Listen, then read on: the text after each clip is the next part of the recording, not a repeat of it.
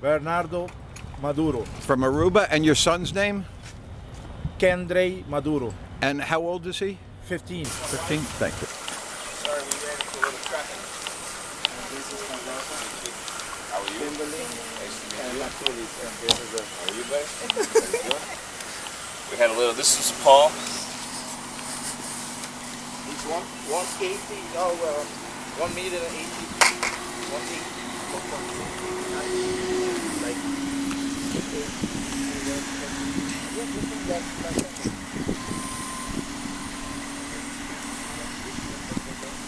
this year plus 1 more. Normally, next year or so, we might go to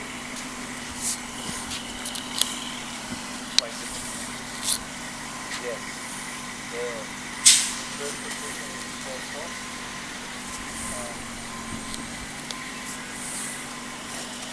There's a scout comes from LA. Like him in the pitcher position. As a pitcher.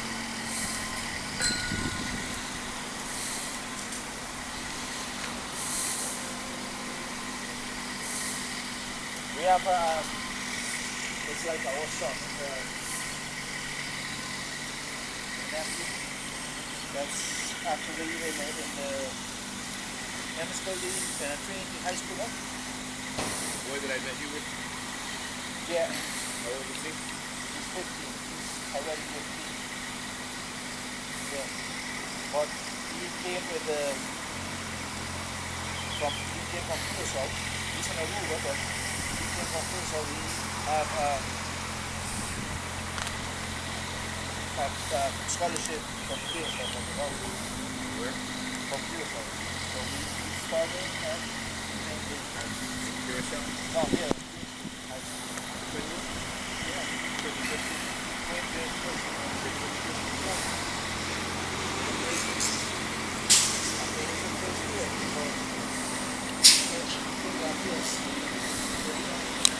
Yeah, that's a school song. That's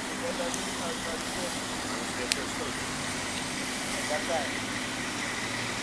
Set up the international program. That program was done. Yes?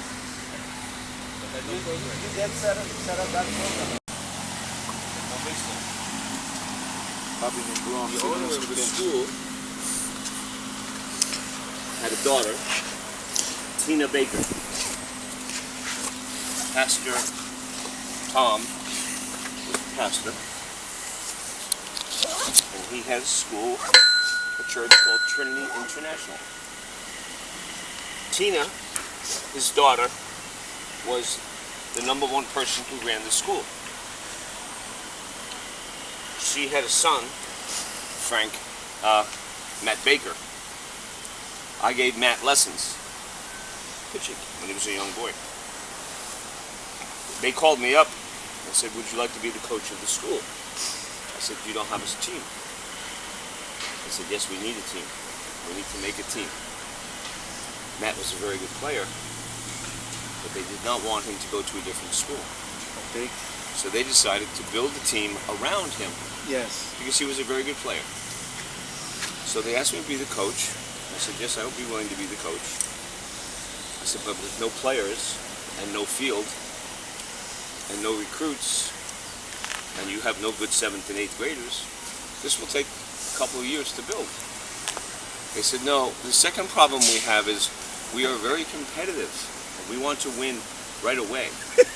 Start winning. I said, but you have no baseball players. Because of math. Just because of Just math. because of that. And that was very good. And we do wonderful things for our children. They were very comfortable with Matt, with the theology of the program, being connected to all the teachers from when he was a little boy. They did not feel comfortable putting him in a different school. So I said, well, let me think. I said, what's the name of the school? They said, Trinity International. And I said, how many international students do you have here? They said, oh no, we don't have any. We simply broadcast our church services internationally. I said, okay. And now I'm going to put some substance into the word international. Exactly. I'm going to bring in the international players. Exactly. And when I bring in the good international players, the local families will realize we are very serious. Exactly. And when the player that is number 9 or number 10 or number 11 on a competing team, he will look over at us and say, I can play for them. Yes. Because they need a number 7. Yeah, exactly. And that was our recipe. So I went down to the islands and I met with Milton and a few other people, and we developed a bridge from Aruba and from Curacao and from the Bahamas into Trinity Christian. And we just first started bringing the softball players and volleyball players, the girls, the track and field, and the baseball players. The first 3 players that we brought were Heidi Stashi from Curacao and Uli, can't think of Uli's last name now. Uli was a catcher, and Sean. So Sean came from Aruba. He was really our first player, because I already had Sean here. And I had met Sean in Caracas, in La Guaya. So we had 3 good players. Heidi played 11 years for the Los Angeles Angels. Now he's coach for the Los Angeles Angels. He was our shortstop. When I needed Heidi to pitched 3 times, he'd throw 94 miles an hour. Nobody touched him. Wow. He was my switch hitting shortstop. Okay. And then we had Uli. Uli was 6'4", 230 pounds, and he could throw the ball from his knees at 92 miles an hour. For the second. Nobody messed with Uli. Okay. And then we had Sean. Sean was very special. Sean was one of the most competitive players I've ever met in my life. When Sean was 13, I was coach of a 16-year-old team that was very good. We had 4 first-round picks. Wow. Okay. 9 of the boys signed professional contracts on my team. It was a very good team.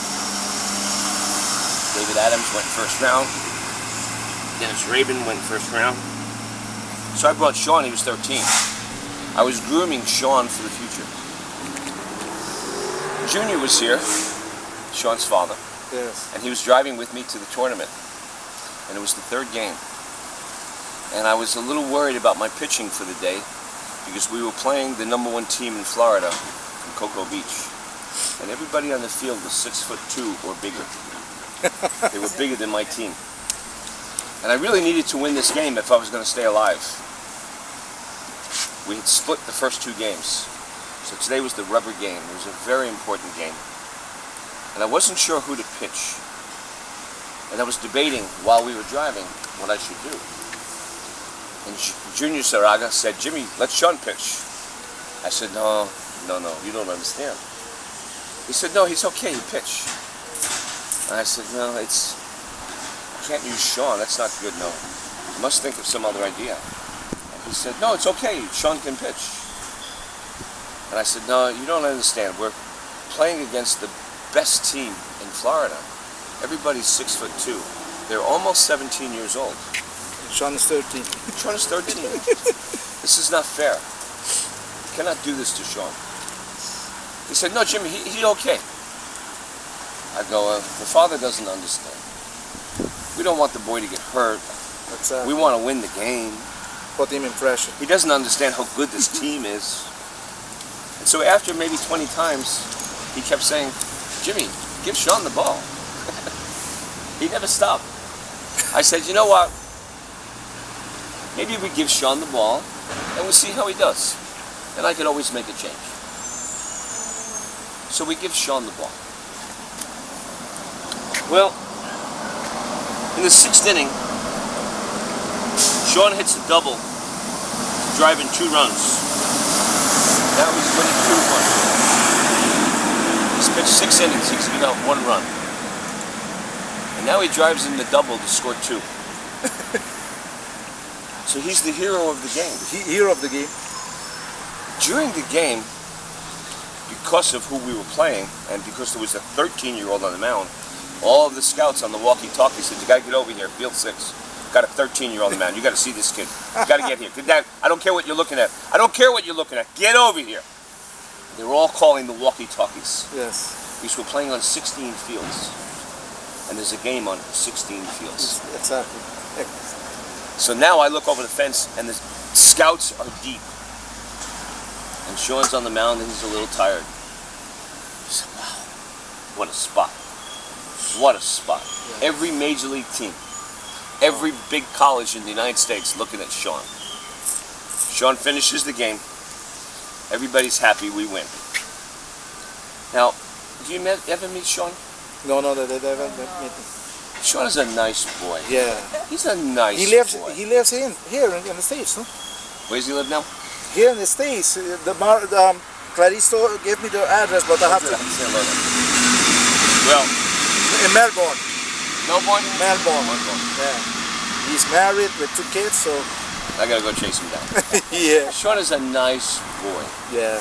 He's a little bit overweight. Always smiling. Always happy. Never a serious look on his face. Very nice personality. And so I said to Sean, "Sean, weren't you nervous?" And I'll never forget what he did. He stepped right up to me and he put his face right in my face. And he said in his Aruban accent, "When I am on the mound, I am the king of the hill. I am the king." Wow. He's a very soft, nice boy. Yeah. Bet he have a baseball card signed by Sean. He's supposed to have it home. When I am on the mound, I am the king of the hill. And there's your 13-year-old boy. You see, Major League Baseball, we can measure how tall they are. We can measure their IQ. We can measure the SAT. We can measure the weight. We can measure the velocity. We can measure bat speed. We can measure ball exit speed. We can measure spin rates. We can measure vertical and lateral ball movements. We can measure how fast the ball comes out of your hand. And we call these things metrics. Metrics. And the higher thing is called sabermetrics, knowing all of the metrics. But the one thing we can never figure out, and baseball gets this wrong all the time, Yes. they don't understand that the heart of the boy Yes. We heart. cannot be measured. cannot be measured. Exactly.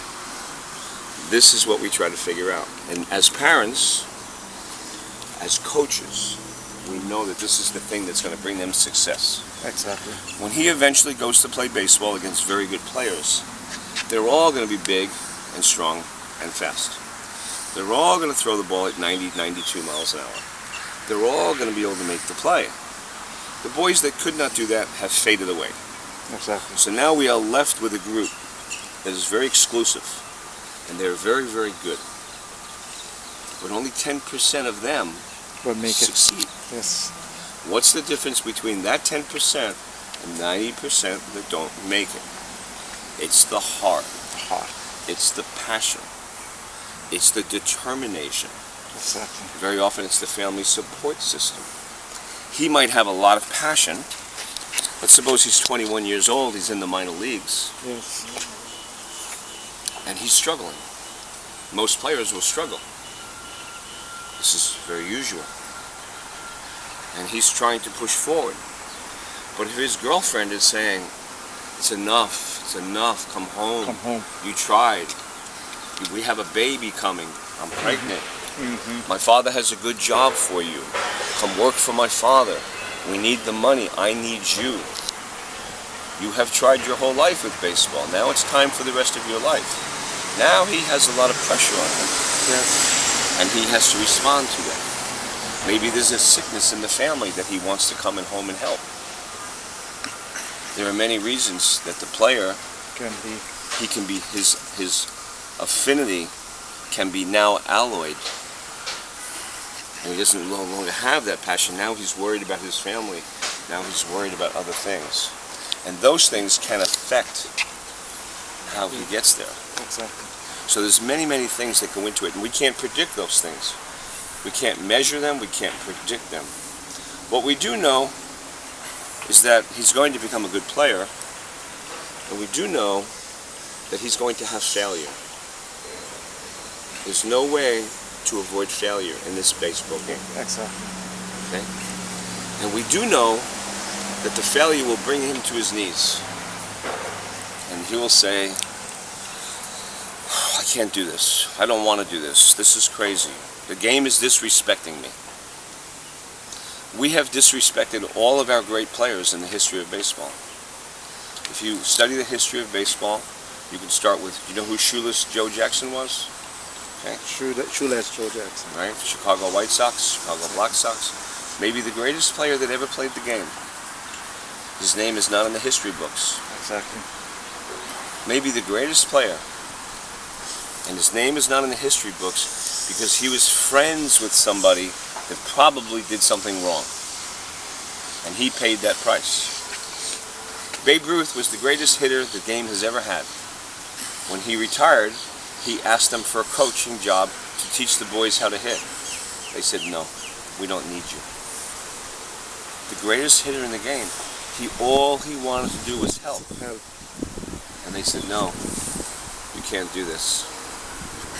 So we've done this with Mark McGuire, we've done it with Barry Bonds, we've done it with Sammy Sosa, we're doing it with Alex Rodriguez. Okay?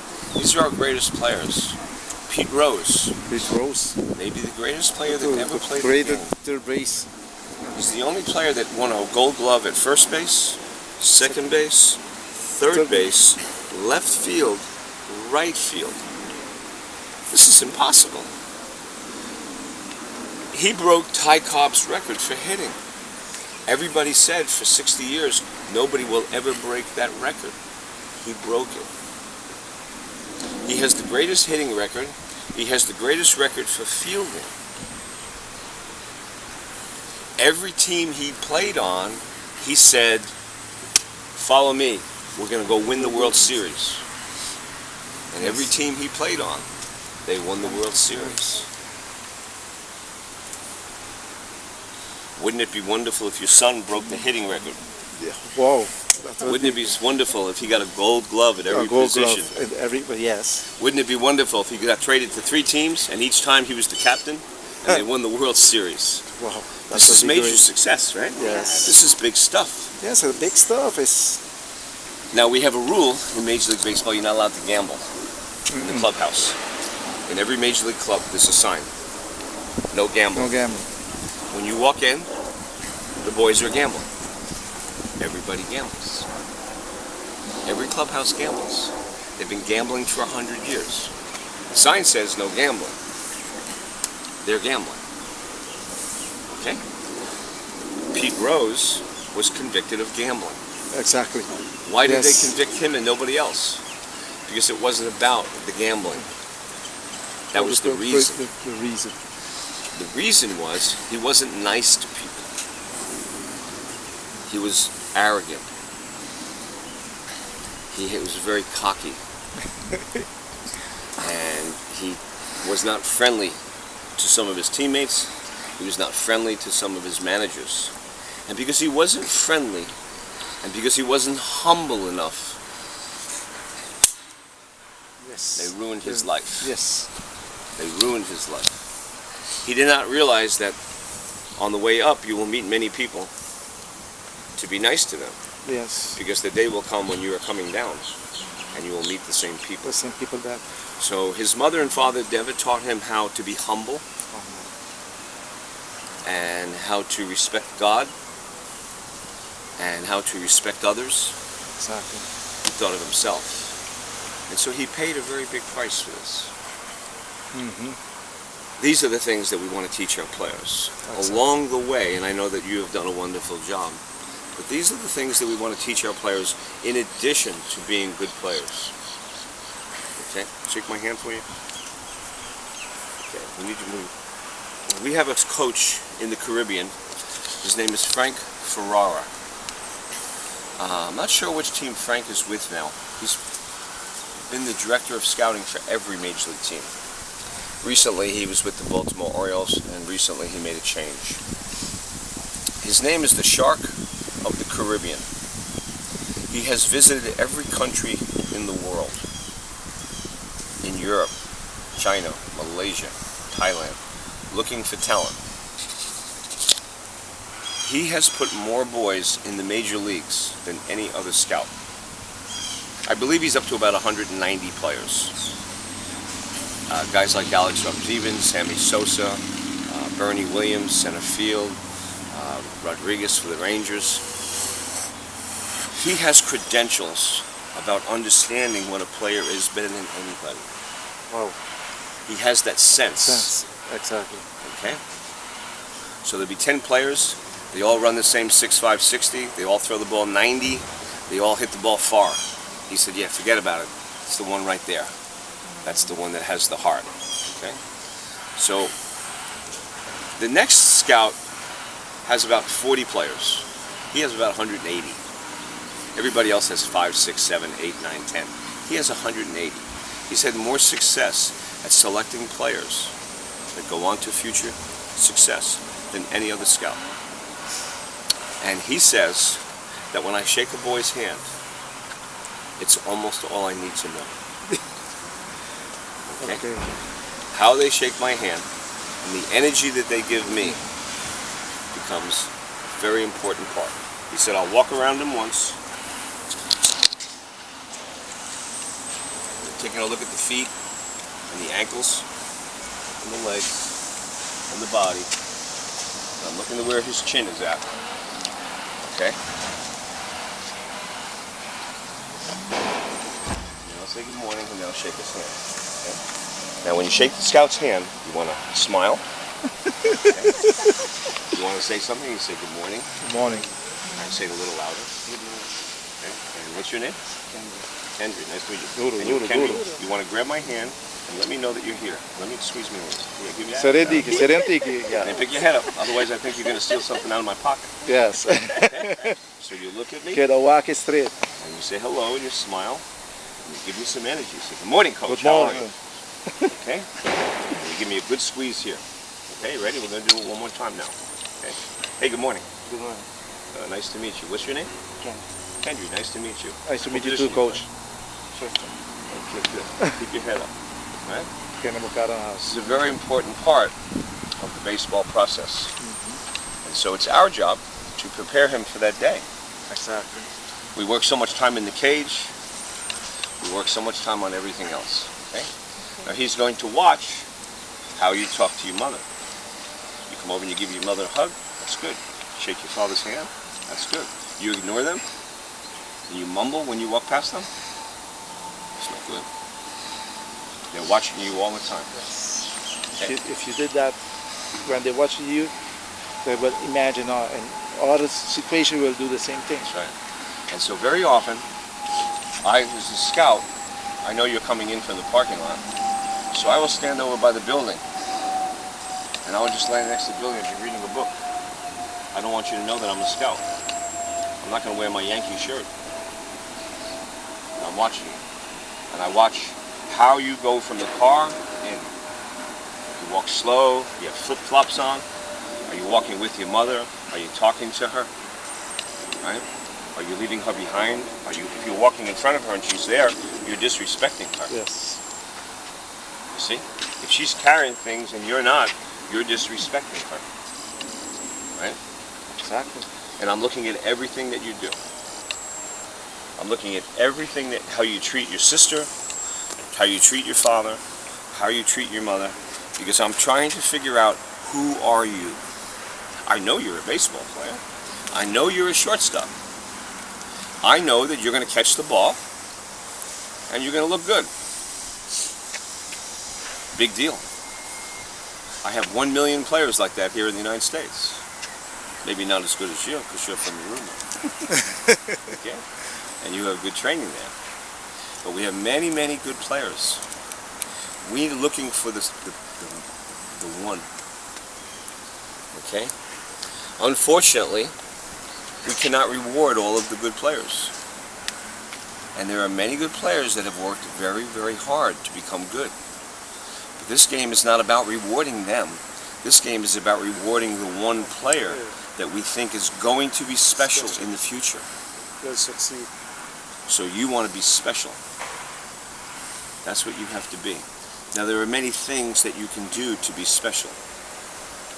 But following the group does not make you special. Exactly. Doing what everybody else is doing does not make you special. Hey. Going to all the tournaments like the American players, that doesn't make you special. It's one thing that you might do, but it doesn't make you special yet. You have to do special things. So for instance, if your team came here and they were practicing, and we know you're being scouted, I would say do not stay with the team right now. You go down that corner and you get loose.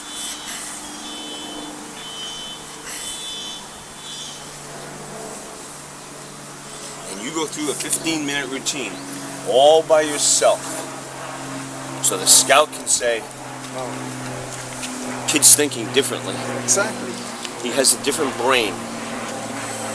He's on a different routine. He's not wasting time. He's serious. He's doing the right exercises. He's doing them in a good sequence. He's doing them with good body motion. He's doing it with correct technique. I like that. Okay. Check that box. Check that box. He has a list of boxes, and he's trying to check them.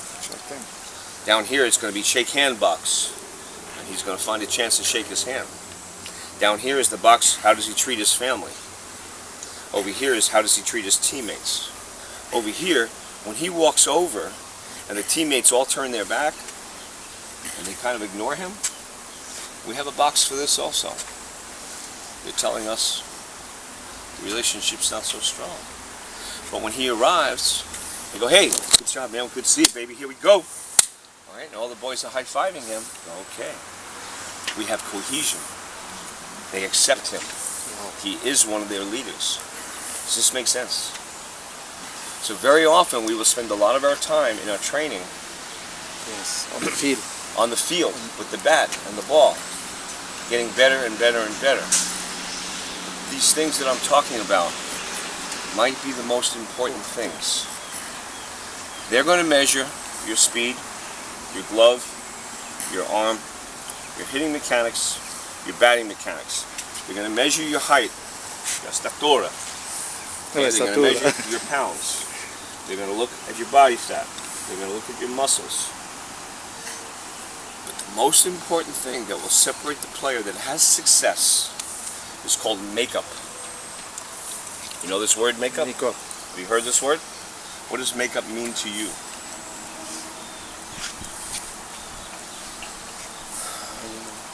You don't Have you heard it a little bit? Makeup. Who have you heard talk about it? Remember anybody talking about it? Makeup. No. The makeup is the most important word. The makeup is one word that covers 100 different things. It covers how he shakes his hand. It covers how he talks to you. It covers his aggressiveness. It covers his discipline. It covers how he relates to his teammates. It covers how fast he can make an adjustment when we tell him, I want your foot here and not here. Okay? It covers his entire personality. How he competes against other teams. Does he say hello to the catcher when he steps in? Does he look at the umpire and say good morning? Exactly. Okay? It covers everything. So if he doesn't say hello to the catcher and he doesn't say hello to the umpire, okay, maybe it's a good reason. Maybe he's concentrating. Maybe he's concentrating too hard. Okay? But we need to see all of these things. Okay? Now, not every player has to say hello to the umpire, but we want to kind of know why didn't he say hello to the umpire? Isn't that the man that you need to be your friend? Yeah, that's the first. He's the one that's going to make the decisions. On the field, so. Right? You know? That's it. When I step into a box and an umpire's here, I say, George, that was some call you made at second base yesterday. Wow, that was a good call. Man, that was nice. George says, I like him. I like him. Ball! Oh, yeah. This is life. Hi, Blue. How are you, Blue? How are you today? Right? Does this make sense? Yeah, that makes sense. So these are the very, very important things that will allow you to increase your chances of having success. Okay? There are many, many baseball players in the minor leagues that receive $20,000, $50,000, $200,000, and they're very fast and they have a good arm, but they're never going to make it. And their makeup is holding them back. Their makeup is holding them back. Now, the coach of the team has a small chance to create his makeup. As a coach, if he spends a lot of time with me, I have a chance to help him develop his makeup. But if I only coach him twice a week for 2 hours, I can't help him so much. Exactly. He spends Most of the time. most of the time with the mother and the father, or whoever the family might be. And so the makeup comes down from that family, you see? So for instance, I have 2 players, they're both very, very good. But they're always a little nervous and they're always a little anxious. And when they feel a pain, it's a big pain. Why? Because that's the mother. When the mother has a little pain, she feels it big. And she says, are you okay? Are you okay? I think we have to go to the doctor. Does it hurt? We have to go to the doctor. Well, now the boy grows up thinking that every little pain is bad. Yeah. Every little pain is bad. Okay? And it affects his makeup. Exactly. And I have to tell the mother, please, Be please más don't cerca, do papi. that. Botahala va a ir bien. Please. So, developing the makeup is one of the most important parts of parenting. You're making many decisions, when he should practice, who he should practice with, how you should spend your money. These are all important decisions. Putting him around the right environment, Yes. putting him around the right coaches. This is one of the reasons that we have tremendous success in our Dominican Republic program. When the boy arrives in the Dominican Republic, his mother is home. And we have him for 24 hours a day. And he's there for 4 months or 6 months. And he is surrounded by other All the players. players. But already have a few months in the academy, so. Now It's a his mother's complete- not there to wash the dishes. His mother's not there to do the laundry. His mother's not there to make the bed. Now he has coaches telling him what to do. Because this is how it's going to be when he goes to the minor leagues. Exactly. This is how it's going to be when he goes to college. Many good ball players get signed, fail at the next level because they were not ready for that independence. They were not ready to carry themselves in an environment where they did not have parental support. In the United States, we had a category of parent called the helicopter parent. Have you heard this expression, the helicopter parent? You know, the helicopter flies up above. So if we're the army man on the ground, the helicopter above is protecting us, looking around for the enemy, telling us where the enemy is, telling us to be careful. Go to your left, go to your left. Go behind the bush, go behind the bush. So the helicopter can see many things. So in the pardon me, in the United States we have the helicopter parent. No, no, don't do that. No, no, go, no, no, take your sister. No, do this. Overprotect And they're controlling the player. everything. Okay. Well, the coach can see that he has a helicopter parent here. He doesn't really have a full-blown boy making decisions yet. And now we have a new age, the grua parent. The grua. You have a grua? You have gruas? Sí, grua. Do Danny gruas? Sí, she's a grua. Whenever she's from in a place, let's go home. She's a grua. So now we have the bulldozer. The bulldozer Bulldozer. parent. So the bulldozer parent said, listen, we're going to go to Disneyland. You sit in the back seat and listen to your music. I will take care of the GPS. I will take care of the oil. I will take care of the gas. I will take care of the car. I will take care of the air conditioning. I will stop and get you something to eat. I will give you the food. I will figure out how to get there. I will figure out where to get the discount ticket from. I will figure out where we should park. I will figure out what time we should go. You relax and do nothing. I will figure everything out. So I push all the problems out of the way for him. And now I'm the bulldozer parent. Now he steps in. He says, oh, this is Disneyland. This is nice. I like Disneyland. It's fun. But he has learned nothing. Because you solved all of his problems. And that's typical. As parents, you think this is your job. Okay? Really, your job is to get him to fly away. And if he loves you, he will come back. Okay? I have 4 boys. My oldest boy is a major in the Army. He's a major in the United States Army. When I would bring my boys to the airport, when they were 10 years old, I'd walk in, we'd have the suitcases, and I would stop.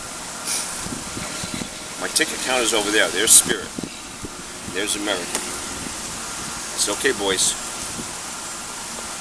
you're going to take the bags. You're going to check it in. Here's my passport. Check me in. Make sure you put names on the bags. Measure the bags. Find out you're going to the right person. Give them the right tickets. And I want an aisle seat, so get me an aisle seat. And if you have problems, you come back to me. And they'd say, we don't know what to do. I'd say, that's why you're doing it. Okay? Look up at the board. Where are we going? Puerto Rico. Look at the board. Well, there's Puerto Rico, one boy would say. Looks like Spirit Airlines is going to Puerto Rico. The other one would say, there's no other Puerto Ricos. We must be flying on Spirit today. Maybe Dad's tricking us, but there's only one Puerto Rico. It goes out at 12 o'clock. It's 10 o'clock now. I think that's our flight. Let's go talk to them. And now they go talk. And they have to solve the problem. And they look at me when they have a problem. I'd say, solve it. It's not my problem. I have confidence that I'm going to get on this plane. Yeah. I know that I will solve my problem. If they run into a problem that they can't solve, I'll walk over and say, show me the problem you can't solve. But I make them solve 90% or 100% of the problems. So now one day, years later, I bring the same boy back to the airport. He's 19 years old, and he has a backpack, and he's going to Honduras. I said, how much money do you have with you? He's going for 6 weeks. Whoa. He's going by himself. So how much money do you have with you? He says, I got $60. I said, $60 for 60 days. That's $1 a day. Yeah. I said, do you need any money? He said, no, I don't need money. I said, you sure? I said, Dad, I don't need money. I said, what are you going to do? You run short. He said, I'll get a job. I'll go to work. I'll climb a coconut tree and I'll sell it. That's so easy. Right? So, I said, okay. When we pull up, we're running late for the flight. The line for the ticket counter goes around, out the door, and down the sidewalk. We're late for the flight. And there's 200 people online for the flight. And they're going out on flights later than him. His flight's going out in an hour. These flights are going out in 3 hours. So I said, you're going to miss the flight. Let me park the car, and I'll walk in and I'll help you get online. He said, Dad. When it was 10. He says, Dad, all I have to do is go inside and introduce myself and say hello to everybody, and I will be on the plane. I laughed. I said, okay.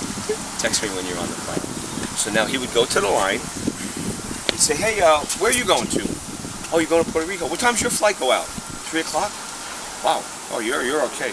Listen, my flight goes out in an hour. Would you mind if I move in front of you? He says, no. So this person heard him. He said, yeah, go in front of me too. Yeah. Where are you guys going to? Aruba? Oh, yeah, beautiful. You're going to love Aruba. You guys going to Venezuela? I've never been there. I want to go there. Hey, what time is your flight? Chicago? 4 o'clock? New York? Man, New York's cold right now. Right? New York's cold. I hope you got jackets with you. And he's walking down the line saying hello to everybody. Finding out what time their flight is. Because he doesn't want to be rude. But he's asking them for permission because I'm late. Listen, I'm running late. Would you mind if I move up on the line? I don't want to miss my flight. My flight's going out in an hour. you're going out in 3 hours. Is it okay with you? He'd say, sure, go. He calls me 15 minutes later and says, I'm on the plane. Okay? And why? Because I made him solve his own problems. We did the same thing when we got in the car. It was Easter Sunday, and we had to go visit the family. So now I take my older boy, 10 years old, and put him in the front, and Mom would sit in the back. And when I would leave the driveway, I'd get to the first stop sign. You make a right or a left. And I'd stop. And somebody would say, what are we waiting for? I said, I need a decision. Do I make a right or a left? My wife would go, oh, we're running late. Can't do this. We don't have time for this. I said, honey, we have all the time in the world because we're raising 4 boys. This is the most important thing in our life right now. We're running late. She has dinner on the table. We have a microwave. I have 4 boys I must train. So finally the big boy would say, make a left. So I make a left. The mother in the back would go, ah! I go, shh, relax. I make the left. The left is wrong. So now I drive for a block, and he says, this doesn't look right. I think we should have made a right. Tell me. Dad, we should have made a right. This is wrong. Okay, I go back. We go back through. He says, yeah, this looks good. This looks good. I remember that building. Shane, do you remember that building? That's the building, right? The red one? The red one. Yeah, turn right at the red building, Dad. And I make him find his way. Yes. Okay? I make him make decisions. Because the brain, if we are very smart, science tells us that if we read books and we are engaged and we are solving problems and if we are working hard, we are only using 1% of our brain. Exactly. So if you, working hard, reading, solving problems, are only using 1% of your brain, how much is he using?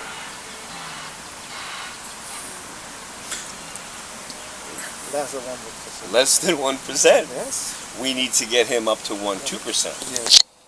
So this becomes our real job. And so as coaches, we recognize that this is important because this is going to be the difference in his success. And that's one of the reasons why we have a very intense environment where the boys have to make decisions on their own in our academy. We love mothers and fathers. Baseball would not be, my father was my coach and I love him dearly. And he was one of the best coaches that I ever ran into. He loved every boy. He took care of every boy. He bought ice creams for the boys. He made sure the boy that was not being taken care of would have a team. Okay. And he was very smart on the field, and he created a lot of great players. He was wonderful. And baseball cannot be separated from fathers. Okay? And now the last generations of mothers have become very active. And the mothers are very smart. As we know, the woman's brain develops earlier than the man's brain. Exactly. Okay? And a mother is here to protect and to have success. And she cares about her children very much. So the mothers and fathers are the most important part of this entire process. They have a very big role to play. But unfortunately, they're not trained on how to develop makeup. Okay. This is a very big psychological game. They're trained to do many things, but they're not trained to do it. And so very often, it's easy for parents to think that they're doing something really good, when in fact, it may not be so good at all. Because we don't want our son to hurt, we don't want him to be in pain, okay? Very often, when I have the young teens, and the mother has the bag, okay? The mother has the bag, and the little 5-year-old, okay? And they're walking out to the car. And I run after the mother and I stop and say, he has to carry his own bag. Who's a baseball player? He's a baseball player. You can't carry his baseball bag. Can you please? I know you love him. I know you love him. He has to carry his own bag. But it's too heavy. I understand. There are many things in life that he's going to carry that are too heavy. Yeah, that will be He must learn how to deal with it. Exactly. Okay? So this becomes a very big part of what we offer our families. Thank you. Thank you. What happens, we're the opposite side of most baseball organizations. Most baseball organizations that you are connected with are interested in building a team, winning the tournament, traveling, going to wonderful places, getting in front of scouts and colleges. And that is part of the process. That is part of the process. However, it's a failed process. It is a failed process. Robert Frost said, I took the path of the least traveled, and I was better for it. He has a great poem, Took the Path Less Traveled. Most baseball players are taking the path that everybody travels. There's a wonderful story that they have at Thanksgiving called The Wizard of Oz. You know this movie, The Wizard of Oz? The Wizard of Oz? Yeah. And the story is about a young girl, Judy Garland. She's in a dream and she gets separated from her family. And she wants to go home. And it's a dream, so she meets the good witch. And the good witch says, follow the yellow brick road. Just continue to follow the yellow brick road. You can see it. It's easy to see. On the way, you will have difficulty. You will have to fight a bad witch. On the way, you're going to have to fight the bad monkeys. But if you follow the path that everybody follows, you will get to the wizard, and the wizard will solve all of your problems, and he will send you home. So they fight very hard to get there. And when they get there, the wizard has nothing. And so they are very disappointed. You have to solve the problem for themselves. They have to solve the problem for themselves. So the wizard finally says, you must understand, you have it within yourself.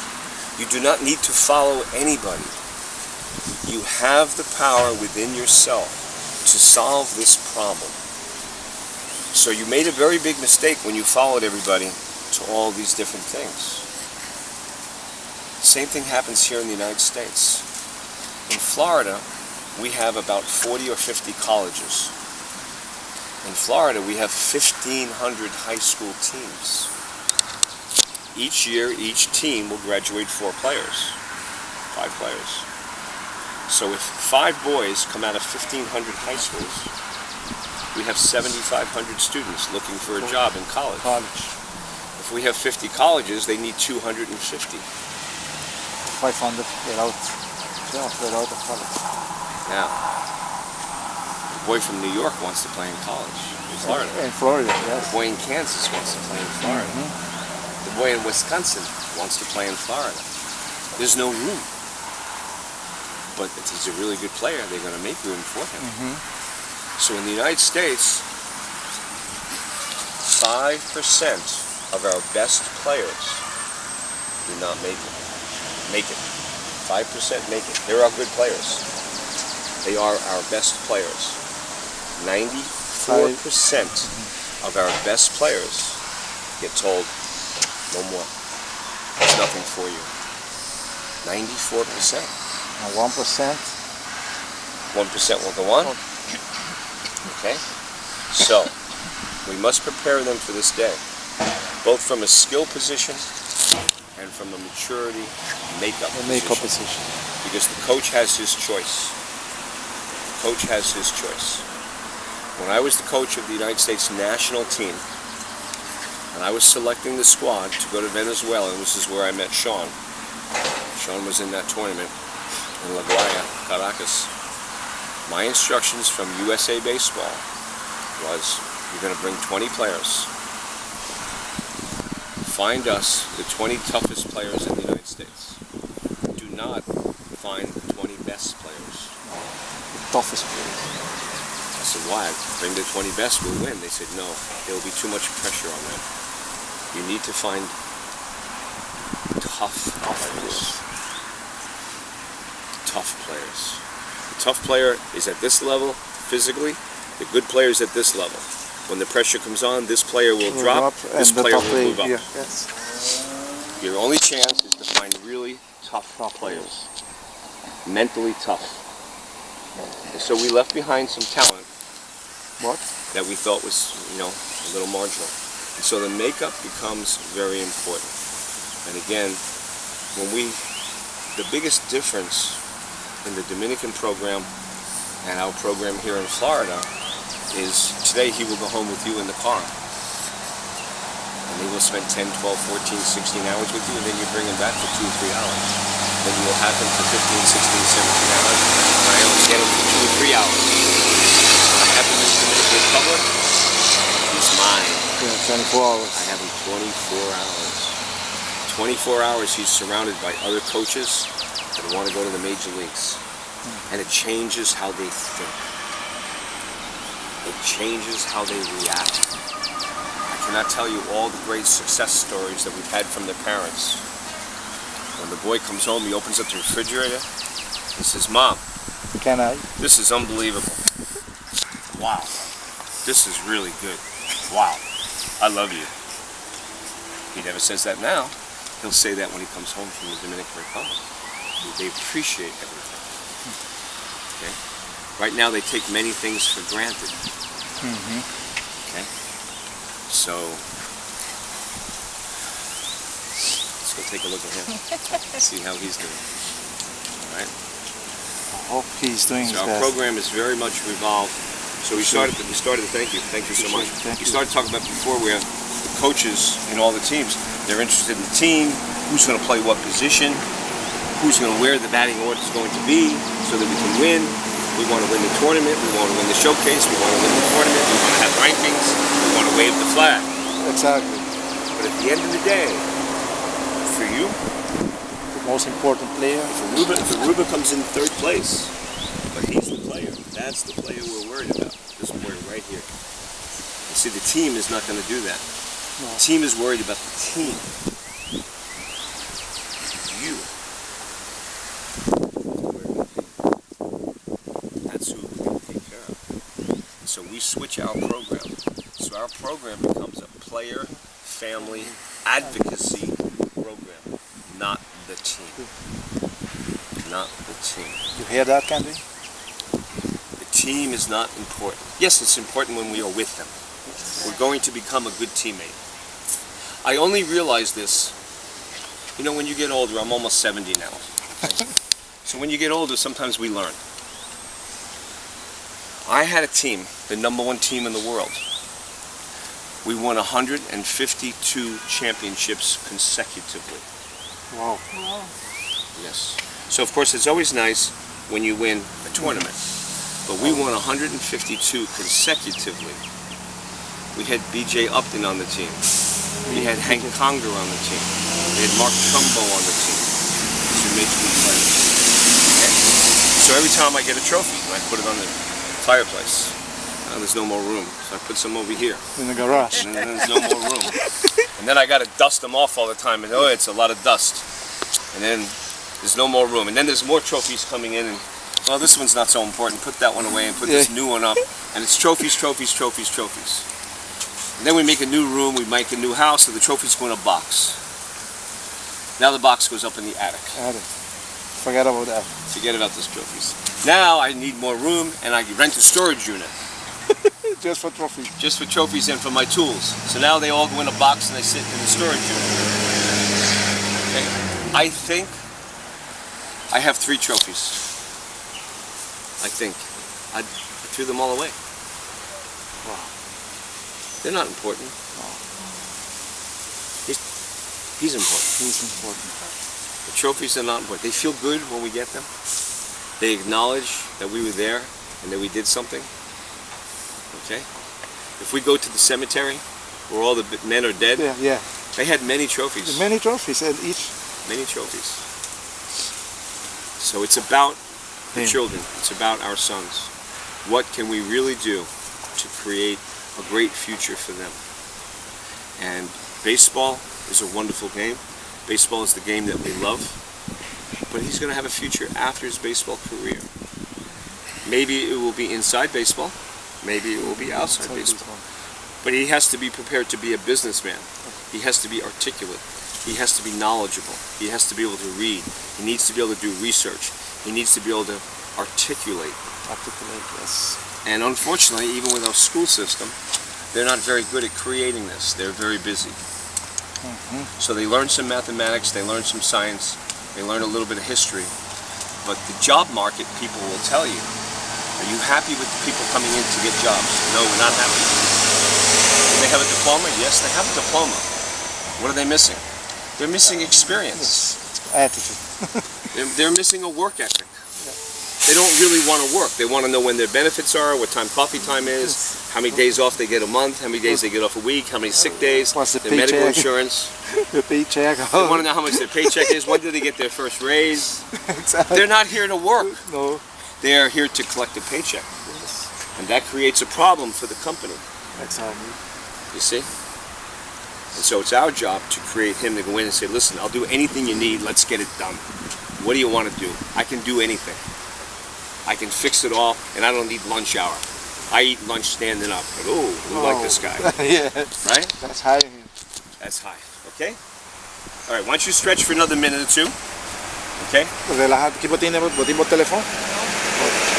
That makes sense? That makes sense. Thank you. Stretch un rato, un tiki más. Thank you. It's a big job. It's a big job, yes. Big job.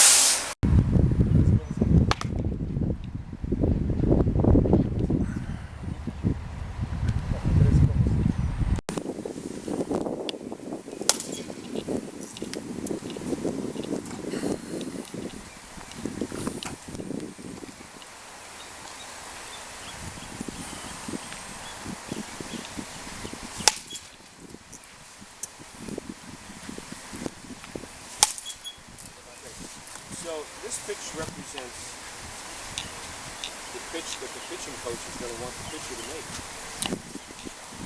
The pitching coach doesn't want the boy to put the ball up here, right? That's how the ball. So show me slow motion how you come to that ball.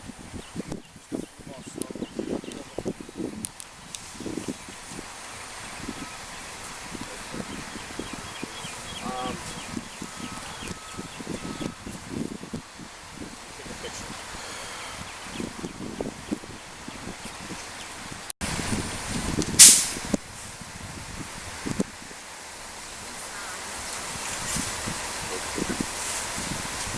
Now, this pitch represents the low strike, which could come a variety of different ways. This could be the changeup, could be the low strike, could be the two-seamer running away, could be the slider, and it could be the curveball. Okay?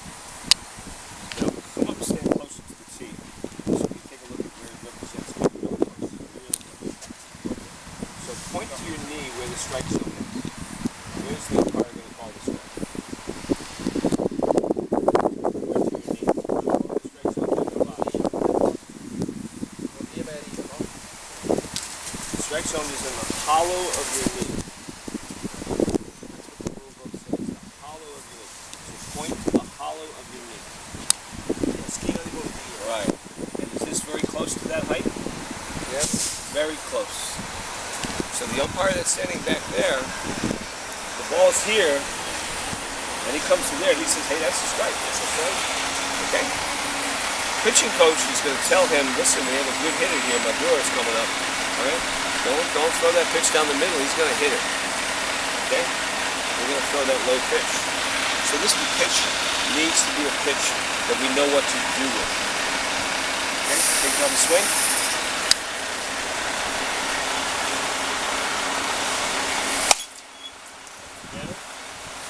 Five swings and they're all around. Okay? You want to hit a ground ball? So, what we're going to do, Paul, is we're going to hit the camera back around this way. Now, I'm not warmed up. Ugh. I don't feel so good. And you're old. I'm an old man.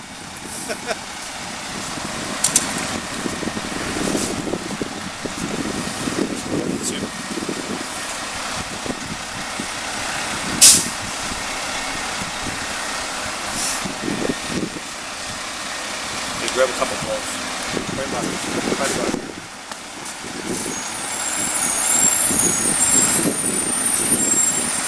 So, this is just a little bit. And maybe it's not early in the count. I'm not going to swing at it early in the count. Now I've got 2 strikes and I have to swing at it.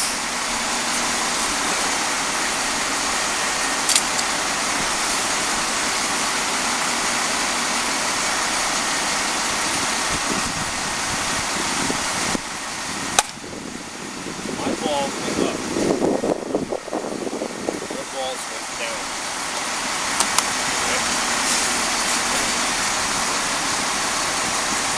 There's a ball of you.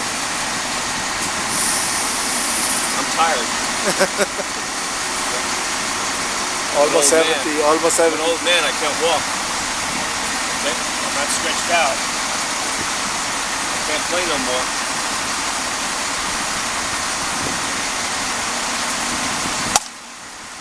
My ball's gonna go up. I want my ball to go over that shortstop's head. Maybe I don't drive it out of the park, but I want my ball right there. Right. Okay? Here's the difference.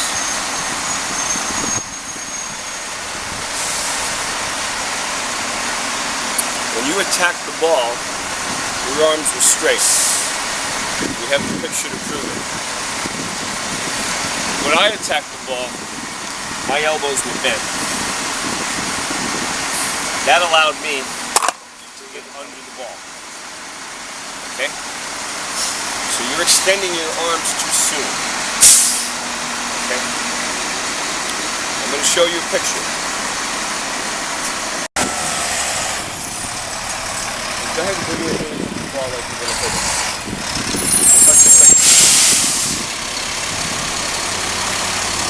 When this arm is straight, you have no more power. When this arm is straight, you have no more power. Nor can you control that head direction. So we've lost the ability to control where we're going to send the ball, and we've lost the ability to have more power. Those 2 things that you want to have as a hitter. You want to have a little more power left in the tank.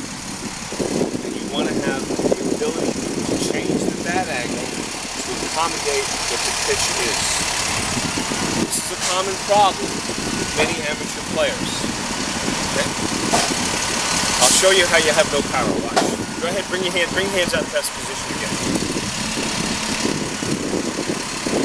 Now, you take the bat out of your hand. Leave your hand here. Okay? Now, the ball is coming in at 90 miles an hour. Depending on which book you read, there's thousands of pounds of pressure coming in this direction. You have to push with this hand. I'm going to be the ball, you're going to be the bat. Ready? Push, push, push. Push. You're like a big strong guy. Ready? So, push. Forza, forza, forza. Buone forza, buone forza. See how he has no power? You see he has no power? Okay. Yeah, but extend cover. You have no power. One more time if you want to try it. Extend, extend. Ready? Go. I'll walk right through you. Anybody ever show you that? You believe what you see, you believe what you feel. You're not reading it out of a book right now. Okay? Okay. Go ahead and take the bat. Mas you want to extend? Now I'm going to put you in a power position. Okay? Go ahead and turn. No, no, extend.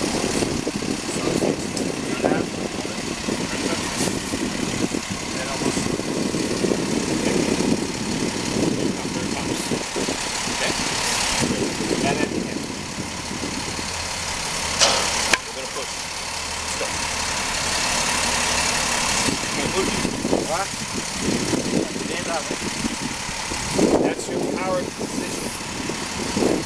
So what you're doing with your swing is you're getting into the power position and you're getting out of it very quickly. You're not staying in the power position. You're letting your arms, you're actually technically, 5th grade science, a body in motion tends to stay in motion. The weight is here. So when you throw that weight out, that weight pulls your hands. That weight pulls your hands and now your arms extend. Once your arms extend, you have no power. If I'm going to throw a punch, I'm not going to throw a punch like this. I'm going to throw a punch like this. Trap. My elbows have to be bent. He has to throw a punch. You understand?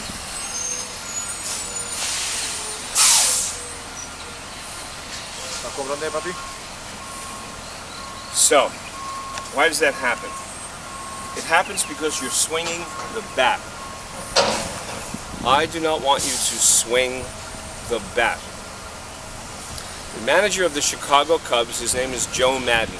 Joe Madden wrote one of the best hitting books that's ever been not published. He never published it. I have one of the unpublished manuscripts. It has Joe's handwriting in the margins for changes. It's a great book.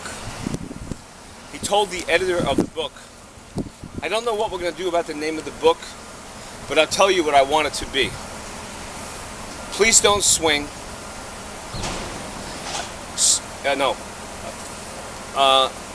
Strike it, punch it, hit it, but whatever you do, please don't swing the bat.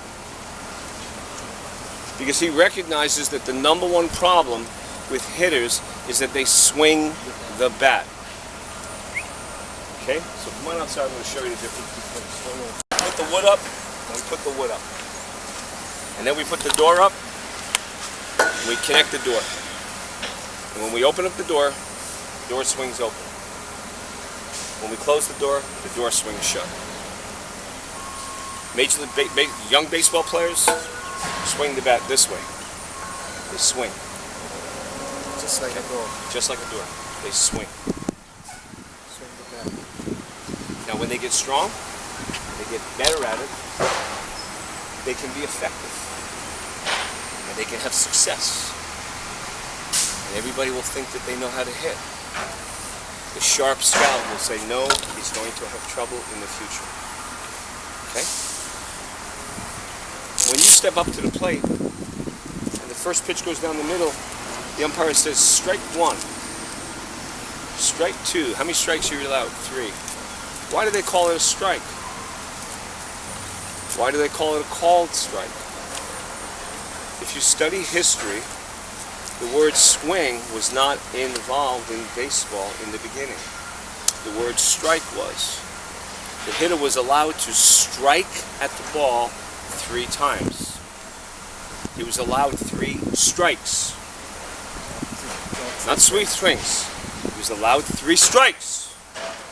Now, when the batters started getting fussy and the pitchers started getting smart, there was not enough action. So they said, we must change the game. And they had a dish. It was home plate. It was a dish. You ever hear a home plate called a dish? You heard it called a dish? It's because it used to be a dish from the kitchen. It was circular. So they changed it to make it the shape it is today. And they made it 17 inches wide. They made it bigger than the dish. And they said, if the pitcher throws the ball across the dish and the batter does not strike, we will call it a strike. Strike! It's called strike. He didn't strike, but he should have. He should have. We're going to keep the game moving. We're going to keep him honest. So it's a called strike. It's not a called swing. Now, if you want to strike another man, you bring your elbow back and you strike. That's right. You strike. You don't swing. This is no power. If 2 men get in a fight, and one man goes like this. We have 2 girls fighting. That's girls fighting. Yeah. This is a swing. This is a strike. It's from the elbow, from the body. Okay? So we want to turn your swing, and you have a very good swing. There's a lot of good things that you have in your swing. If you said to me, what do you like about his swing? I'd say, well, I need 2 hours to tell you everything I like. Okay? I like his athleticism. I like his balance. I like his tempo. I like his hand cock. Okay? I like a little bit of his extension. There's many things that I like. but we have other things we need to do, so we will focus on those things. Okay. Okay? But I want you to feel good that you've got a good swing. You've got the beginning of a very good swing. With some small modifications and a little bit of information, you're going to have a great swing. Because you've worked hard, and you're strong, and you're serious, right? So we're just going to make it better. Okay? Thank you, Coach. Okay, you're welcome. So the first thing is we're going to get rid of the swing. What happens when the arms go out is because the weight is out there. So the weight is pulling your arms out. So if you let your arms go out, the weight will pull that out, and now you're in a weak position. Okay? When we swing, we're going to stroke. We're going to keep this bat head back. The elbows are bent. When we make our contact, the elbows are going to stay bent like this. Now I can get in here and get under the ball. Get under that low pitch with my wrists. Okay, so first I'm going to set myself up properly with a stroking action. So what does the left hand do? The left hand is stroking. It's not going out. It's stroking. The right hand is getting ready to stroke. And they stroke together. They stroke here. You're swinging here. And you're losing power. And you're also going to lose the ability to control where you want to hit the ball on certain pitches. Okay? So, I suspect that you are probably in an accelerated position number 1 as a result. And I suspect that would create problems with the bat lag position as well. So we're going to have you take some swings, and I'm going to do a little video from the side on slow-mo, so that I can bring you to the next step. So what I want you to practice doing now is just keeping your elbows in to the last second. Okay? That's you saw the difference in the power. Did you ever try that drill there that I showed him? Your back okay? Yeah, my back. Go ahead. You swing the bat. I want you to feel it. So you go ahead and swing. Let your arms out. Right? Let your arms out. Okay? Turn your back foot. Just keep your arm. Right? So now I'm going to push against this hand. Okay? You have no power. Now, go ahead and turn your back foot like you're hitting. Turn a little bit more. Okay? Get your body in. Now I'm going to get you into a power position. Okay? Now I'm going to push against this. Yeah, because Everything's connected. as I told you, as a player, as a pitcher, batting, everything close to your body, everything is connected. It's called some power position. That's a power position. And it's a learned position. You must learn to train your mind to get this position. He's going to be good because he's big and strong. Okay? Okay. So we're going to take a couple swings.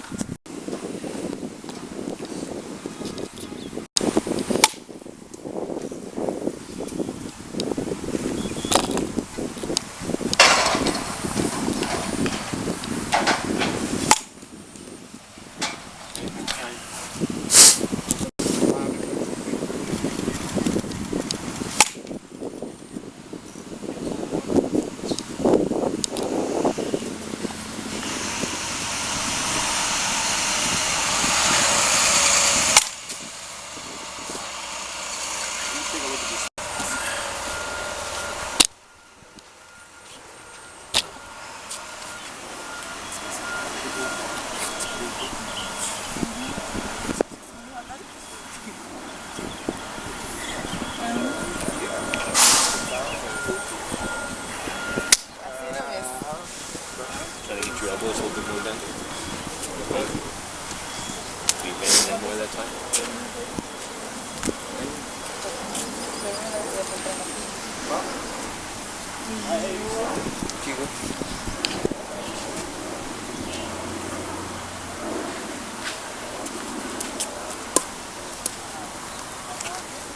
Alexander Chess. Recebem 9 minute chat. É da nossa coisa. agora. Quero de cover. Esse é espelho.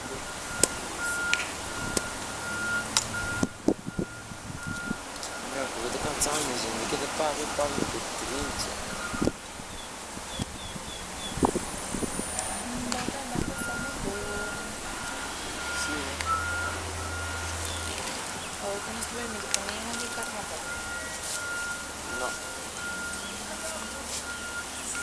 A mí no podía más. Come on. How do I get this thing back in panoramic landscape? A mí no podía más porque me podía más pasar pasando. Well, where's that landscape button? Picture. When you're picking videos, whether it's a square or a round. I'm not getting called position number one, because it's the very first really important thing that you need to do to hit a baseball. Everything that happens before then is style. Cara, também é Okay, is my English okay for you? So everything before that is style.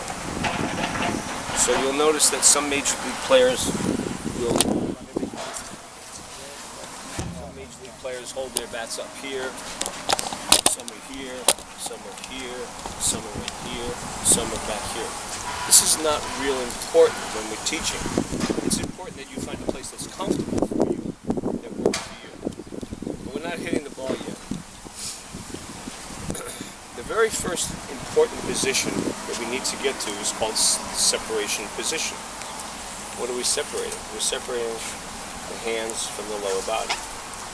If we want to make a rubber band go far, we take the back of the rubber band and we pull it back. We take the front of the rubber band and we push it forward. And we create tension. And then we line it up, and then we let it go at the right time. And now the rubber band has the ability to fly. The ability for the rubber band to fly came about because we created tension. How did we create tension? We separated the front from the back. We made them go in opposite directions. They were fighting each other. If you pull too much, the rubber band will break. Okay? So we're creating tension. You have a very smooth swing. You have a very athletic swing. You have a very good tempo. You have very good hand-to-eye coordination. Doing many things well. You're not creating separation. Because of that, you're going to lose some power. You have more power in your tank ready to go. I'm going to show you how this works. When the lower body turns, it turns first. The upper body stays square and pushes against the lower body. If the upper body turns with the lower body, we lose tension. Now this is the same thing if you want to throw a 90-mile-an-hour fastball. We must create tension between the lower half and upper half. Technically, the term is called hip to shoulder differential. What's the difference in the angle? That angle creates tension. That tension creates torque. We're looking for approximately 38 to 42 degree angular difference between the hips and the shoulders. Right? Because you're flexible and strong, this is going to be easy for you to do. Now, what's happening with you when you swing, when your knee gets to this point, your hands are here. And I'm going to show you. We just looked at it on the video. So what happens is when you turn, that's what's happening. They're all going together. Your hands are getting, it's all coming together, but this hand is faster than the knee. So they start at the same time, but the hand is faster, so the hand arrives early. Therefore, your lower body is not contributing to the power you got left behind. Now, you can move your hand faster than you can move your legs and your hips. So therefore, if they're going to both arrive at the same time and create power at the same time, and we want lightning to strike hard, we must give the lower body a head start. Because the hands will catch up fast. Then they explode together. Has anybody ever talked to you about this? First time you've heard this? This is the secret to hitting a ball hard. Okay? So it's called hip to shoulder torque differential. So what we do with the video when we analyze a hitter is we stop the camera when the knee gets to here. Now, sometimes the player's knee will be here. That's an accelerated position. Sometimes his knee is here. It's a little early. We'd like to see the knee about here. From here, we want to know where are the hands. So we draw a straight line up on the screen. And then we measure how far behind are the hands. And we know that the further behind the hands, the more power. We know that the further close to this line, he's losing power. We know if he's in front of the line, okay? Got it? Yeah, go ahead. The biggest screen. Okay, so see the hands are back, right? So now I'm gonna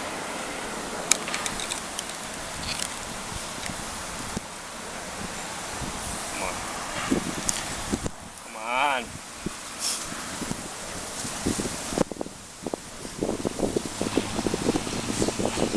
Wait for the knee. There's your knee. Where are your hands? See how your hands are in front of your knee? Can you see that they're coming together at the same time? Can you see that, Bernardo? Yes. Anda bem parelho. So can you see that your hands are in front of your knee? See it? Can you see that?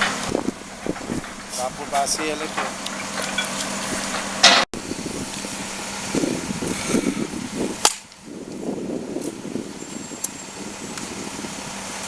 I water jump there, bud.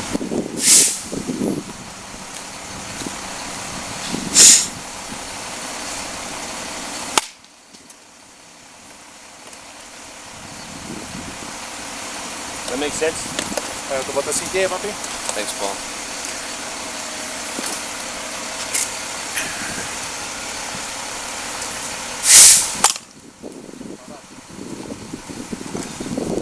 All right, thank you so much. You're welcome. Thank you, thank you, thank you. Bring one. Do you have an extra? Thank you.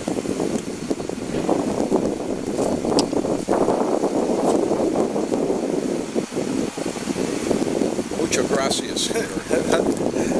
That's all my Spanish. Coach Jimmy have a lot of years going into Dominican Republic. You don't speak Spanish yet? Oh, he's good. Yeah.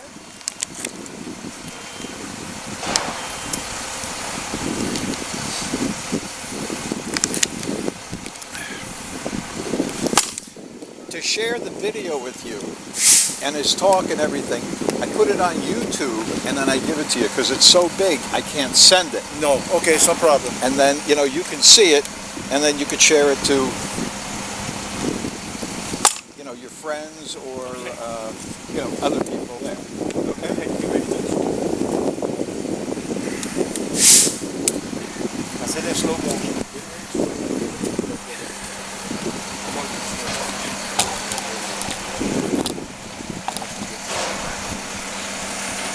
Push in this direction. Okay? This is your load. Okay? So when we throw a baseball, our arms go back to throw. When we hit a volleyball over the net, our hand comes back to punch. When we bowl, our arm comes back to load. When we hit a baseball, our hands come back to come in. Okay? So if the hands are going back at the same time the body's going forward, we're creating the separation. Yes. But if the hands stay still, And the body. we don't get that powerful separation. So, So, papi? no bad. No bad. No bad. Hands get ready. That's it. I want you to get used to moving the hands in here. Come on, you're going to be a Latin player coming out of the islands. They want to see you hit the ball hard. Okay? That's the idea. Go ahead and bring them back and then bring them through.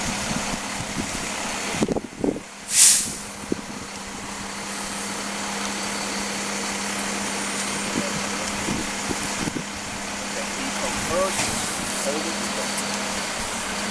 Okay, so on the foot action, instead of you spinning the foot I want you to do is I want you to release the foot. You were doing it very good on your first practice swings. Now you're spinning a little bit. So when I evaluated your foot this morning, you were doing some good things. Now you're starting to do some other things that are not good. So I know that you know how to do it. So watch my foot. We're not going to spin. The only time we're going to spin is that inside pitch is coming right in at us, and we're going to defend ourselves, and we're going to spank it away. Okay? We're not going to spin. We're going to let this knee get in. This point in time, we have feedback as to what's happening with the ball. How my timing relates to the ball's timing and the location. And at this point in time, I'm going to make a decision.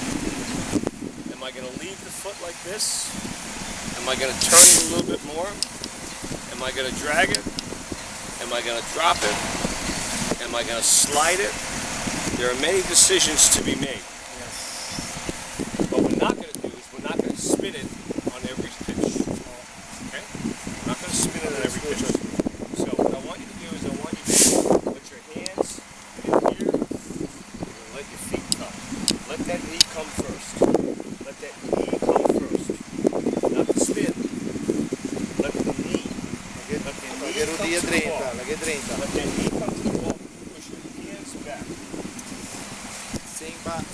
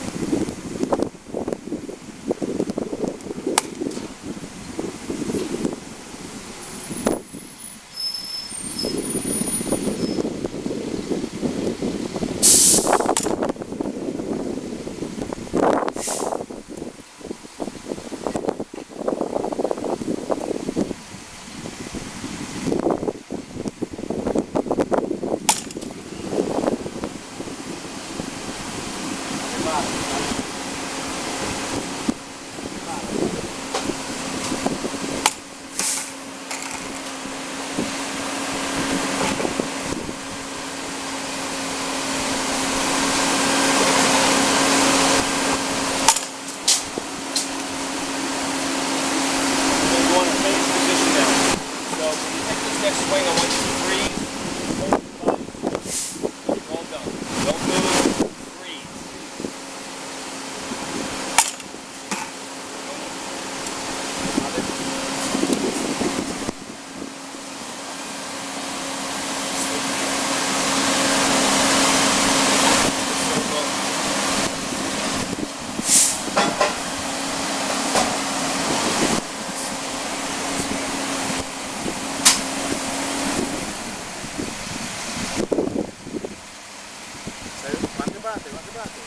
Say the final position. Final position. As long as I left it right there, it was 35 minutes.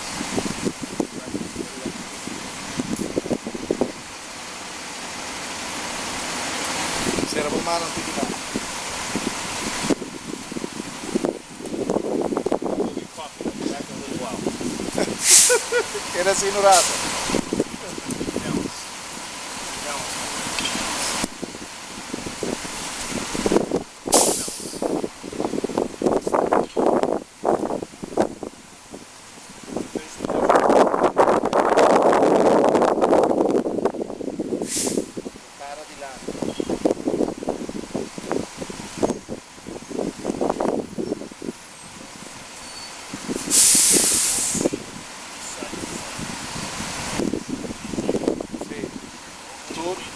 Mucho forza aqui na balança.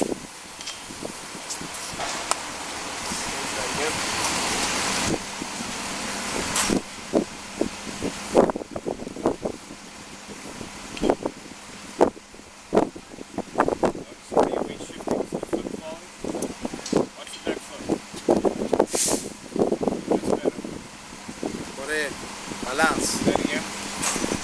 Don't let that weight shift to the outside of the foot.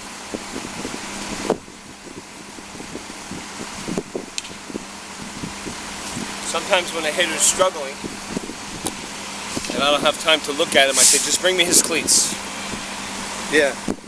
And if that inside cleat is not worn down, then I know that his weight's on the wrong side of his foot. Okay?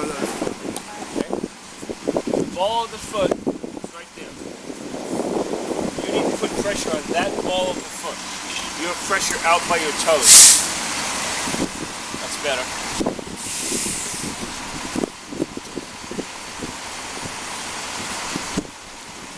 That's better.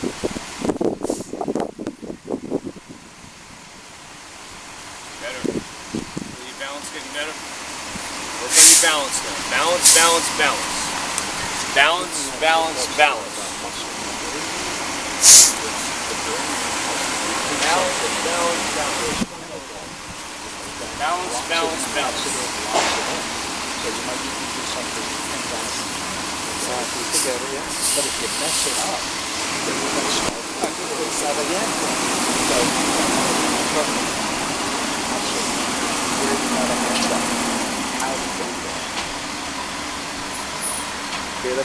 there. Quédate Rubén.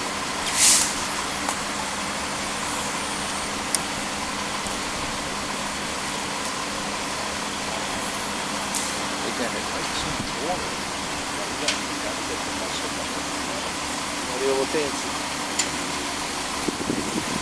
Push those hands back a little bit more. Sì.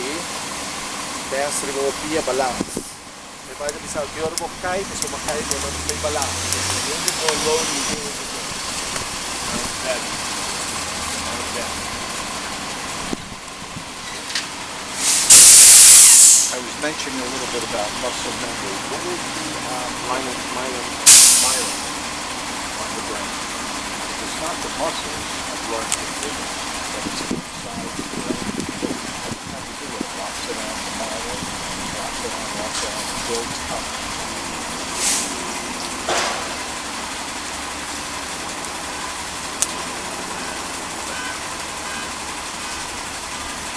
Alright, go ahead and put some balls up now. Put a nice turn on the bottom side. Fale anche di para trás. Balance. Alright, you feel that? You feel the difference? That's Hugo, but what about the pellicola? You hear the difference in that ball? Yeah. Those hands load. Up, hang down all at the same time. Your hips and hands come at the same time. You have no power. Let's load the hands first. Push the hands back. Almost. Vai, botar cai de volpia. Vai. Balance de pia, vai.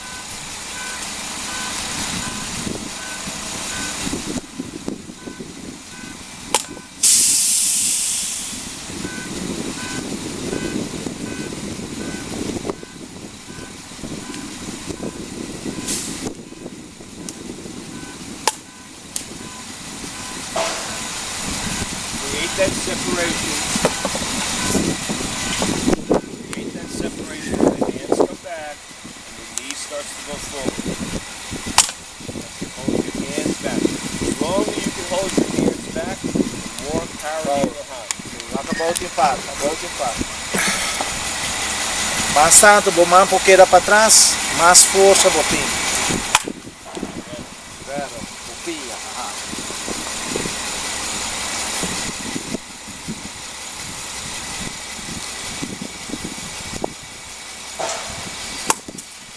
No, cai, fei balance. Smooth and slow with the hands. Essa aqui, vai, descer essa aqui. E cava balance, o peso de volpia.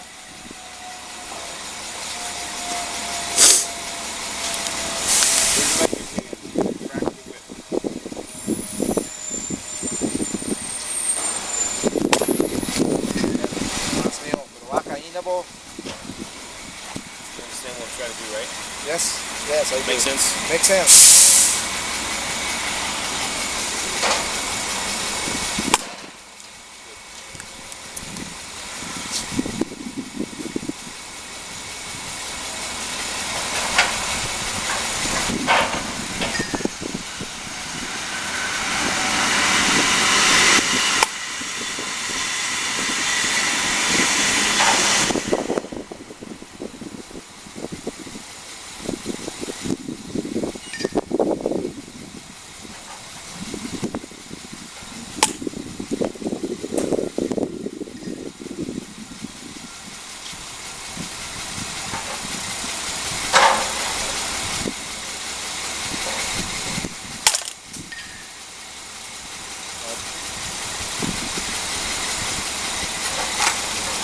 At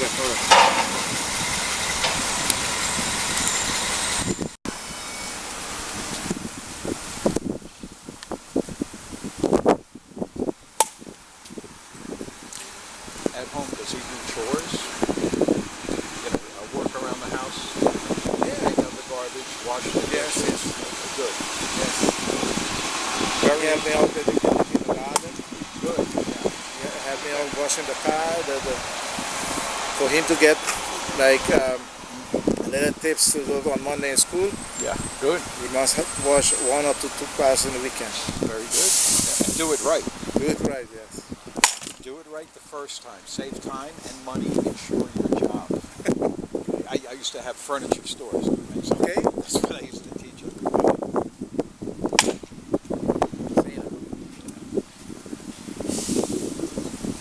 Juan Carlos, vai seguir para nós. Those hands come back.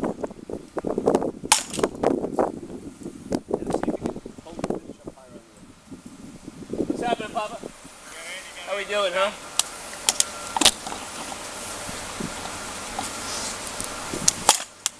That's it. Good.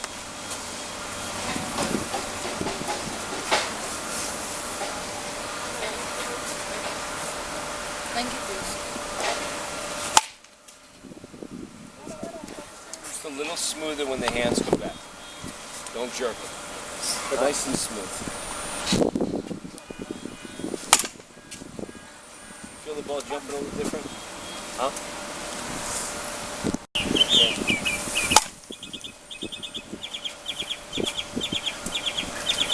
Feel that little bit of a pinch. The lower body comes first, and the hands stay back.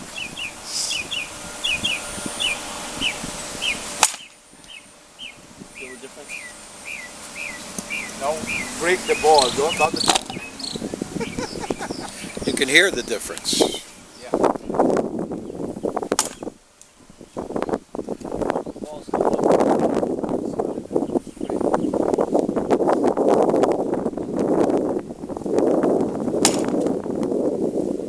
What do you think? You're working better? Feel more comfortable?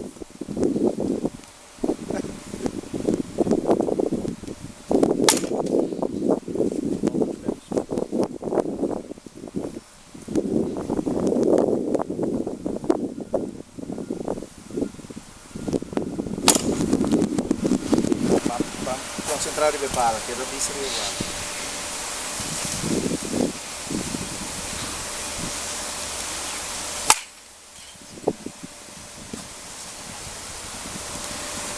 Leva Another situation with Samuel. Oh, leva lento lá dentro. he's at his house, isn't he?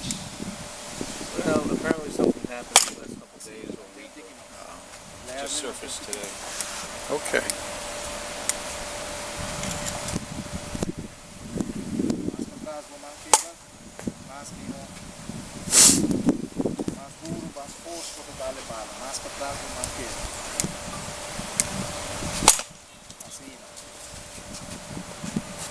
Let your hands finish high in the finish.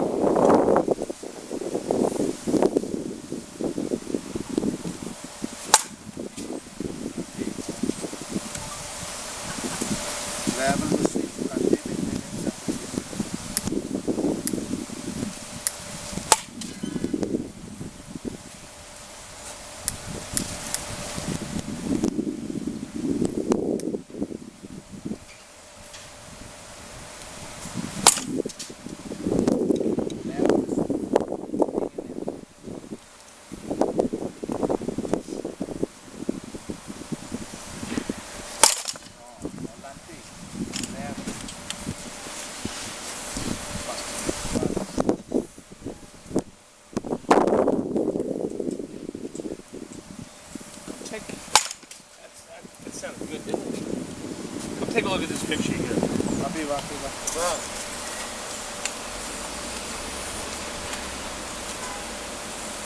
Okay. Come Come take a look at this picture. Qualche picco. You have that. I think this is a good spot for you. Look where his hands are. Guardi. Okay. See this left hand's kind of pushed back. Okay. Let's see if we can put you in that position. In that position. See you in that position. So here's what I like to do, because it's a game. There's timing of the game. We have to time the pitcher, and every pitcher is different, and each pitcher has different timings that he's trying to fake you out with. So the process of timing a pitcher starts when you're in the dugout. Technically, it starts when he's in the bullpen over there, and you're over here, That's the start of pitch. and you're watching to see who's pitching. Wow, look how he's got a nice slow motion, that lefty. Look, slow motion, and you're observing and scouting the pitcher as early as possible. So now when you're in the dugout, you're watching the pitcher. You have 3, 4, 5 batters in front of you. You're watching the pitcher. And that's when you really start getting serious about your timing. So, when the pitcher's on the mound, he decides when he's going to go. He's looking in. He's getting the sign. No. Okay. Then he brings his hands up. When he's going through his routine, looking at runners, looking at the catcher, you're in a relaxed, ready position. So your relaxed, ready position, your lower body's completely ready, and your upper body is relaxed. You're waiting for him. This is ready. Up here is relaxed. It's not the same tension to the whole body. The lower body has to be prepared. The upper body stays relaxed. So, you say this is 1. Position 1. Now, this is position 1, not to be confused with hitting position 1. It's confusing. It's 2 ones. So this is the relaxed position. 1. When the pitcher brings his hands together, he's getting ready to pitch. That's his ready position. So now you go to your ready position.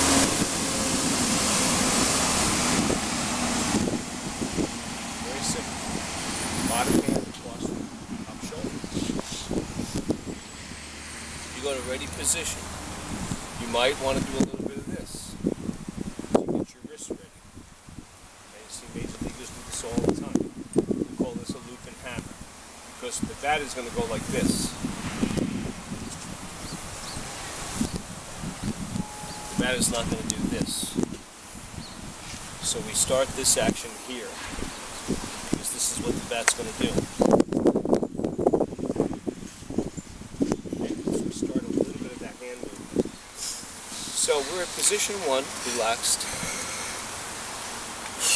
Take a deep breath. He looks like he's ready, so I get ready. When he goes into his pitching motion, this changes with each pitcher. This is why you have to study the timing of the pitcher. Some pitchers are quick, short arms. Some pitchers are long, slow, with long arms. He's going to at some point show you his butt. He's going to lift that leg. This is when you're going to lift your leg for your stroke. So you're in timing with him. Now if he throws very, very hard, maybe you will stride a little early because your stroke starts to lift. If he throws very slow, you might stride your number 3 after he starts to come out. This is what you have to decide when to do it. This is the timing working against the pitcher. So these are variables that change during the game. But we start off with ready, relaxed, then we go to ready, then we go to stride. And on stride, the rubber band pulls. The front of the rubber band goes forward, the back of the rubber band goes back. This arm gets pushed out a little bit. Opposite. From here, the lower body turns. The arms stay back. Now we bring it to a bat leg position. Now we go to contact. Now we go to extension. Now we go to finish. So there are key positions that we're going to get you really good at. So this is the extension position. Show me extension position. Extension position. Nope. Show me extension. Extension position. You're cutting through extension. That's why we're working on it. Stop your bat here. Keep coming. Keep coming. Get to this position. Before you go that way. You're cutting off extension. The follow through. Better.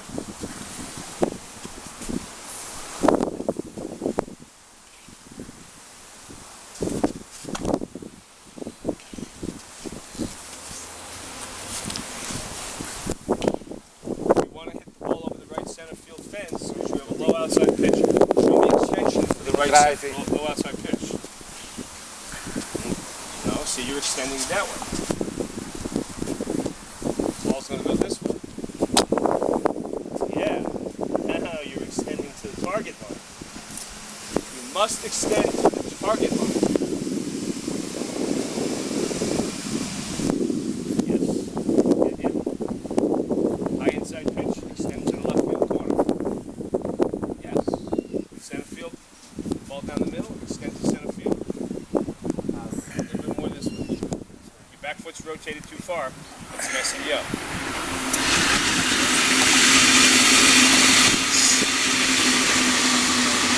Center field. Okay. See what's happening?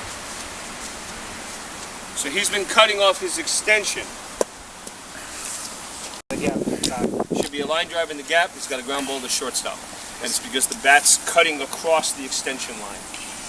So he has to be patient. We go to the line that we're hitting. Okay? Okay. So show me extension to center field. Foot's turned too much. Your foot is turned to left field.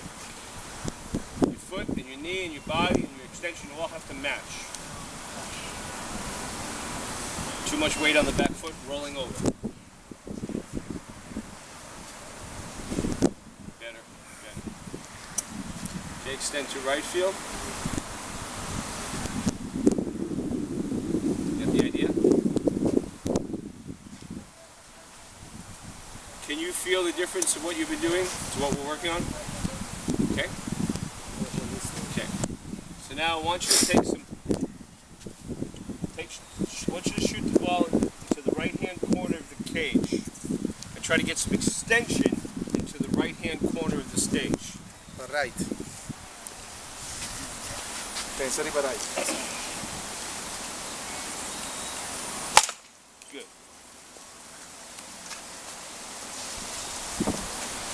Extend those hands, extend your energy into the right field corner. Drive.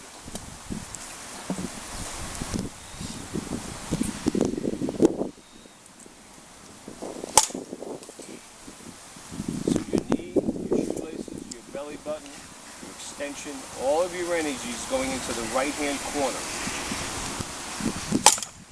Good.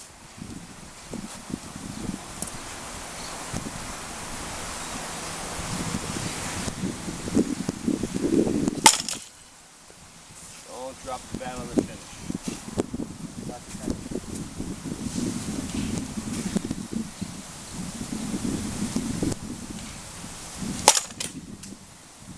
That bat up.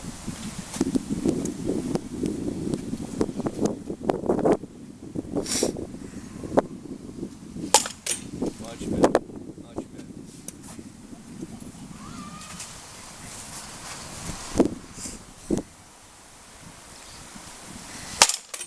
Much better. See the difference.